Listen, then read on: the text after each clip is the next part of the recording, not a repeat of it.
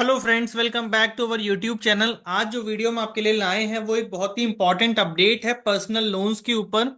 RBI ने कुछ stringent norms लाए हैं पर्सनल लोन्स के लिए, जिसके बाद अगर लोग मल्टीपल पर्सनल लोन्स लेना चाहते हैं तो वो ले नहीं पाएंगे, उसमें दिक्कत आएगी। तो चलिए समझते हैं क्या है वो नॉर्म्स।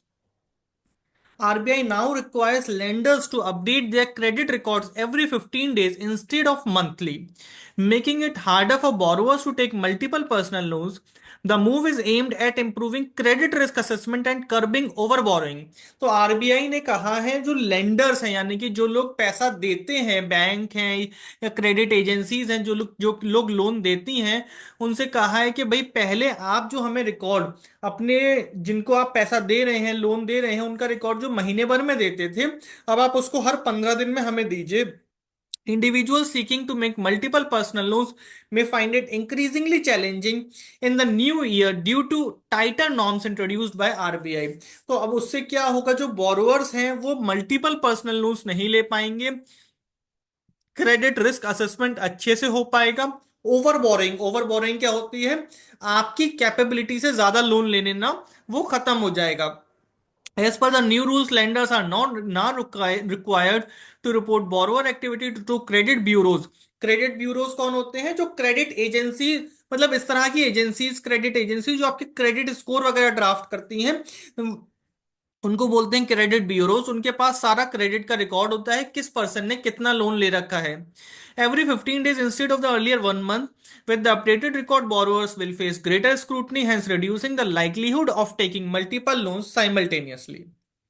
आरबीआई के न्यू डायरेक्टिव अगस्त में आए थे लास्ट ईयर, लेकिन वो इंप्लीमेंट होने हैं 1 जनवरी से। RBI said that the shorter reporting cycle would improve lenders ability to assess borrowers risk. यानी कि ये जो नए रूल्स हैं, ये लेंडर की एबिलिटी, लेंडर यानी कि जो पैसा देता है उसकी एबिलिटी को इंप्रूव करेंगे। किस तरह की एबिलिटी को? कि वो बोरोअर रिस्क को इजीली समझ पाए। EMI fall on various dates throughout the month, reporting data once a month को डिले अपडेट्स ऑन डिफॉल्ट और रीपेमेंट्स और अप टू 40 डेज। यानी कि कैसे बोला 40 डेज? कि भाई एक मान लीजिए ईएमआई के ड्यू होने के बाद अगली रिपोर्टिंग 40 दिन बाद, 30 दिन बाद होती है, तो वहां पर बहुत डिफॉल्ट होने के चांसेस हैं, leading to outdated information. By switching to 15 days reporting cycle, these delays will be significantly minimise. वो कहते हैं मिनिमाइज हो जाएंगे, खत्म नहीं होंगे, पर फिर भी एक बहुत हद तक चीजों को कंट्रोल किया जाएगा। Lenders will now have access to more accurate and timely data. Issue of new to credit borrowers taking out loans from multiple lenders, often beyond their capacity, is very common. This step should help curb excessive borrowing by individuals. यानी कि कुछ लोग बहुत ज्यादा borrowing ले लेते हैं, over borrowing ले लेते हैं, जो वो रीपेमेंट भी नहीं कर सकते, उससे ज्यादा की ले लेते हैं। तो उस चीज को कर्ब करने के लिए, खत्म करने के लिए ये नए डायरेक्टिव्स लाए जा रहे हैं। Borrowers with multiple loans on varying due dates would now see their financial activity reflected in the system within 2 weeks. This shortens the blind spot where the critical credit data might not be visible, and enabling lenders to make more informed decisions। यानी कि lenders को अच्छी information मिलेगी, timely information मिलेगी, और वो decisions ले पाएंगे। Frequent updates also help prevent risky practices such as evergreening। evergreening का मतलब क्या होता है?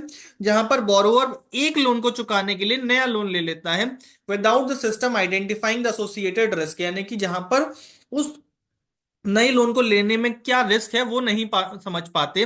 Bye halving the reporting interval, यानी कि अब हाफ कर दिया ना, तो रिपोर्टिंग इंटरवल को आधा कर दिया, credit bureaus and lenders would be able to get a more accurate and up-to-date understanding of borrower behavior, which can promote better decision making and foster a healthier lending ecosystem।